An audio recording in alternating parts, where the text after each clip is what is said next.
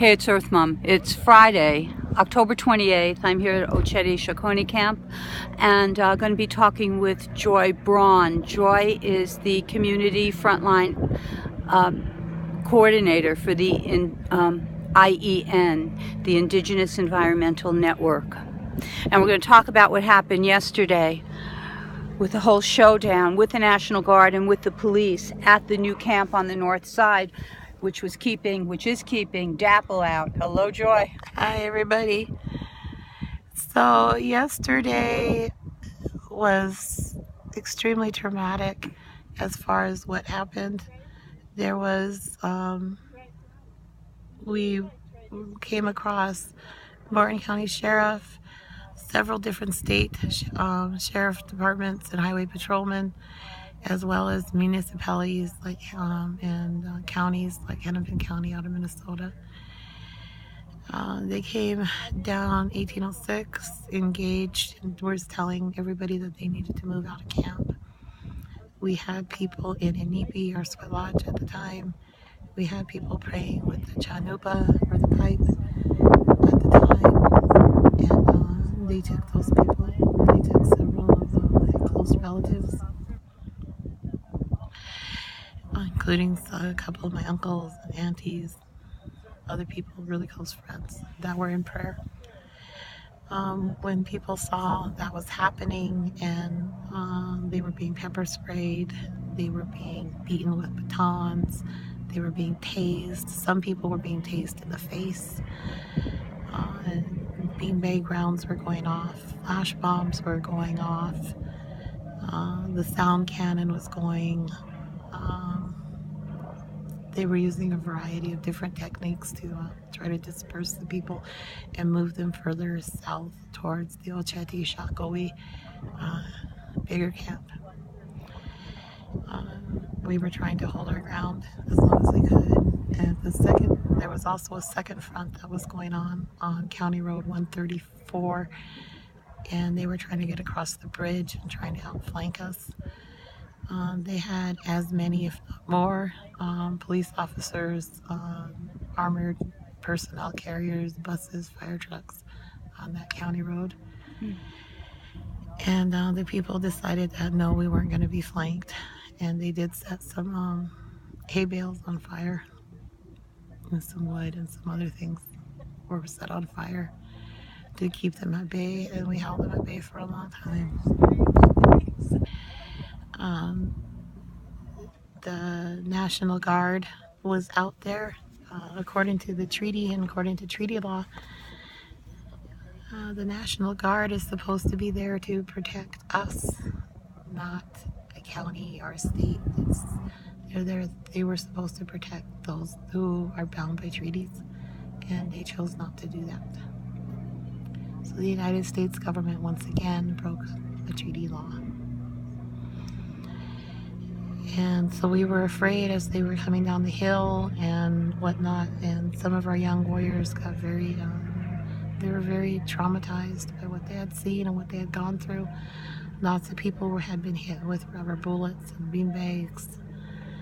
A lot of injuries were sustained. Shrapnel injuries from the flash bombs occurred. Some of our horse riders were hit with beanbags. Some of them were tased. And we did lose one of our horses. One of our horse nations relatives was killed yesterday. So there was definitely a casualty of war. We have reports that one of the Pate Oyate, one of the buffalo, were also killed. We have yet to confirm that, but there are eyewitness accounts to that. Right now, as we're talking, up on the hill above the camp is this ridge, and along that ridge is a ton of burial sites. Takola societies, chiefs are buried up there. And there's a bulldozer and there's a Humvee, and they're digging them up right now as we speak. It's really hard. They have come down to the bridge in their armored carriers and Humvees and armored cars. They left 2 armored cars in front of the bridge after the people had set that bridge on some stuff on fire at that bridge to try to keep them from coming into Ocheti Shakoi camp. We were very terrified last night that they were going to sweep Ocheti Shakoi. Now the sheriff can't come on to Army Corps land, but the National Guard can. So since they had the National Guard with them, it was a very distinct possibility that they could have come in to this camp where there's women and children and babies. Oh, we were terrified last night. Some of our young warriors took it upon themselves to kind of hold that ground and keep us safe for the night. They did park those 2 armored cars out there. They left the keys in the cars and then they walked away. I absolutely believe that that was a setup in the heat of the moment, and I have no idea who did it. I had no idea. I wasn't even on site. I've been really sick with a sore throat and everything, and I had a room for the night, so I went back because I haven't been sleeping during all of this, and went back to the casino to try to get a couple hours of sleep, and I got the word that this stuff was on fire, so I said, oh no, I better go check it out. So I came down, check it out, and those armored cars were on fire, and I have no idea what happened. I don't know. It could have been an electrical fire for all I know. I don't know. I don't know what happened. But I think it was some kind of setup by the National Guard so they could try to come in and sweep the camp. It's disgusting that the United States government is in the back pocket of big oil right now, being the bully for big oil, being the bully for Energy Transfer Partner, being the strong arm for Kelsey Warren, who owns Dakota Access. And there were a lot of injuries yesterday. A lot of people are really hurt, really traumatized. What we've done is we've fallen back. The elders are asking us to go back into prayer.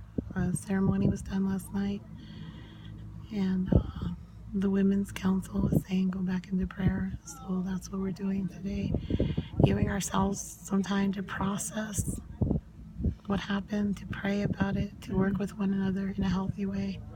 I gotta go. Okay. All right. So that was Joy. And yesterday was really traumatic for all of us. 141 people were arrested. And here everything is moment to moment. In a signal, things change.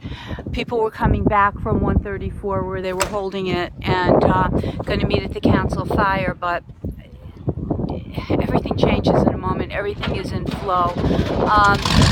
I'm requesting, and we're all requesting, that you keep us in prayer, keep Mother Earth in prayer, and for the highest and the best of everything that is happening here. Thank you. This is Earth Mom. I was speaking with Joy Braun, the frontline coordinator for the Indigenous Environmental Network. I'm Earth Mom for WBAI. I'm also known as Helena.